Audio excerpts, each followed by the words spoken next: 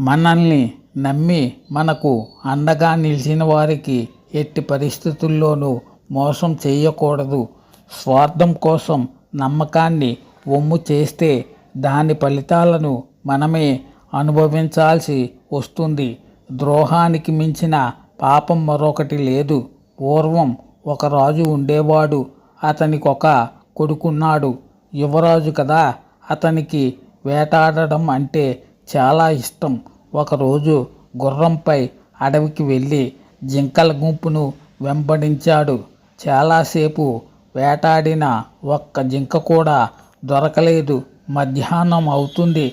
అతనికి బాగా దాహం వేసింది. నీళ్ల కోసం వెతుకుతుండగా ఒక అందమైన సరస్సు కనిపించింది. సరస్సులోని నీళ్లు స్వచ్ఛంగా చల్లగా ఉన్నాయి.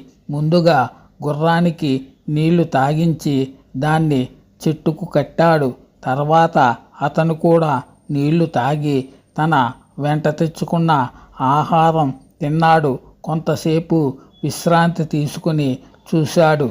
అరే, చీకటైపోయింది. ఇప్పుడు ఈ అడవిలోంచి బయటకు వెళ్ళడం కష్టం. ఈ రాత్రి చెట్టు కిందనే ఉండి పొద్దున్నే వెళ్ళిపోదాం అనుకున్నాడు యువరాజు. అంతలో పొదల్లోంచి ఒక పెద్ద పులి బయటకు వచ్చింది. పులిని చూడగానే గుర్రం భయంతో అక్కడ నుంచి పారిపోయింది. యువరాజు కూడా ప్రాణభయంతో వెంటనే చెట్టు ఎక్కి ఒక బలమైన కొమ్మపై కూర్చున్నాడు. కొద్దిసేపటికి మరోవైపు నుంచి ఒక ఎలుగుబంటి అక్కడికి వచ్చింది. పులిని చూసిన ఎలుగుబంటి కూడా భయపడి యువరాజు ఉన్న చెట్టుపైకి ఎక్కింది. యువరాజు ఎలుగుబంటిని చూసి భయంతో వణికిపోతుండగా ఎలుగుబంటి అతనితో, యువరాజా, నువ్వు భయపడకు. నేను నీకు ఎలాంటి హాని చేయను. ఆ పులి మనిద్దరికీ శత్రువే. మనం ఇప్పుడు స్నేహితులం. నన్ను నమ్ము అంది. ఎలుగుబంటి మాటలను నమ్మిన యువరాజు కొంత ధైర్యం తెచ్చుకున్నాడు. ఇద్దరూ ఒకే కొమ్మపై కూర్చున్నారు. పులి మాత్రం అక్కడ నుంచి వెళ్ళలేదు. ఎవరో ఒకరు కింద పడకపోతారా, అప్పుడు నాకు ఆహారం కాకపోతారా అని ఎదురు చూస్తూ చెట్టు కిందనే ఉండిపోయింది. చీకటి మరింతగా కమ్ముకుంది. రోజంతా తిరిగి అలసిపోయిన యువరాజుకు నిద్ర వచ్చింది. అది గమనించిన ఎలుగుబంటి, యువరాజా, మీరు నిద్రపోండి. నేను మిమ్మల్ని కాపాడుతాను. మీకు ఎలాంటి హాని చేయను అని చెప్పింది. యువరాజు ఎలుగుబంటిని నమ్మి నిద్రపోయాడు. ఇది గమనించిన పులి ఎలుగుబంటితో ఇలా అంది, మనిద్దరం ఒకే జాతికి చెందిన వాళ్ళం. మనుషులను తింటాం. నువ్వు ఆ యువరాజును నాకు అప్పగిస్తే నేను అతన్ని తిని వెళ్ళిపోతాను. అప్పుడు నువ్వు ఇంటికి వెళ్ళిపోవచ్చు అంది. ఎలుగుబంటి మాత్రం పులి మాటలను తిరస్కరించింది. అతను నన్ను నమ్మి నా పక్కన నిద్రపోతున్నాడు. అతనికి ఏమీ చేయనని మాటిచ్చాను. మాట ఇచ్చిన తర్వాత ద్రోహం చేయడం నా ధర్మం కాదు. ద్రోహానికి మించిన పాపం మరొకటి లేదు అని చెప్పింది. పులి మౌనంగా ఉండిపోయింది. కొన్ని గంటల తర్వాత యువరాజు నిద్ర లేచాడు. ఎలుగుబంటి అలసిపోయి ఉండడంతో, మిత్రమా, ఇప్పుడు మీరు నిద్రపోండి. నేను మిమ్మల్ని కాపాడుతాను అని అన్నాడు యువరాజు. ఎలుగుబంటి నమ్మకంతో నిద్రలోకి జారుకుంది. ఇదే సరైన సమయం అనుకున్న పులి, యువరాజా, నువ్వు ఆ ఎలుగుబంటిని ఎందుకు నమ్ముతున్నావు? అది లేచిన తర్వాత ఆకలితో నిన్నే తినేస్తుంది. దాన్ని చెట్టు మీద నుంచి తోసేయ్. నేను దాన్ని పట్టుకుని వెళ్ళిపోతాను. ఆ తర్వాత నువ్వు సురక్షితంగా ఇంటికి వెళ్ళవచ్చు అని చెప్పింది. యువరాజు ఆ మాటలను నమ్మాడు.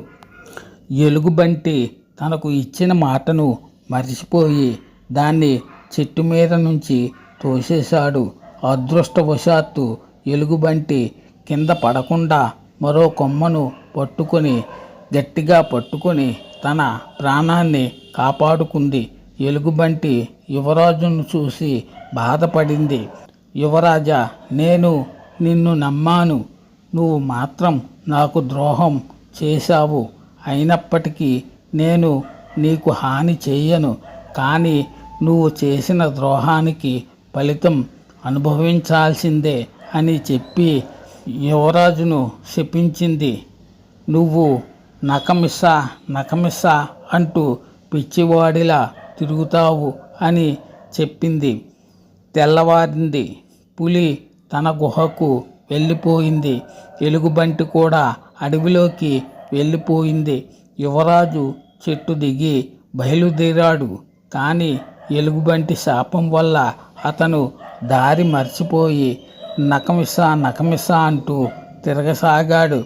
యువరాజు కనిపించక రాజు రాణి కంగారు పడుతుంటే సైనికులు అడవంతా వెతికి చివరకు యువరాజును చూశారు.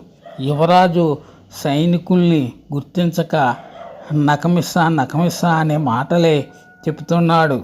రాజు దేశంలోని ఎంతోమంది వైద్యులను మంత్రగాళ్లను పిలిపించి చికిత్స చేయించాడు. కానీ ఎలాంటి ప్రయోజనం లేకపోయింది. చివరకు రాజుకు తన గురువు గుర్తొచ్చాడు.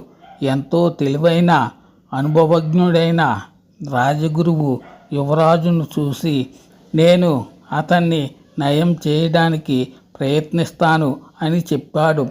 రాజగురువు నా అనే పదంతో మొదలయ్యే మంత్రాన్ని జపించాడు. వెంటనే యువరాజు నా అనే పదాన్ని మర్చిపోయి కమిసా అని అనడం మొదలుపెట్టాడు. గురువు కా అనే పదంతో మంత్రాన్ని జపించాడు. ఇప్పుడు యువరాజు కా అనే పదాన్ని కూడా మర్చిపోయి మిసా అనసాగాడు. అలా గురువు వరుసగా మంత్రాలు జపిస్తూ యువరాజు మనసులో మిగిలిన పదాలను కూడా తొలగించాడు. చివరకు యువరాజు పూర్తిగా కోలుకున్నాడు. తనకు జరిగినదంతా గుర్తొచ్చిన యువరాజు ఎంతో బాధపడ్డాడు. తనను నమ్మిన ఎలుగుబంటికి ద్రోహం చేసినందుకు పశ్చాత్తాపడ్డాడు. అందుకే ఎట్టి పరిస్థితుల్లోనైనా మనల్ని నమ్మిన వారికి ద్రోహం చేయకూడదు. స్వార్థం కోసం ఇతరులను మోసం చేస్తే చివరకు దాని ఫలితాలను మనమే అనుభవించాల్సి వస్తుంది. ద్రోహానికి మించిన పాపం మరొకటి లేదు. శుభం.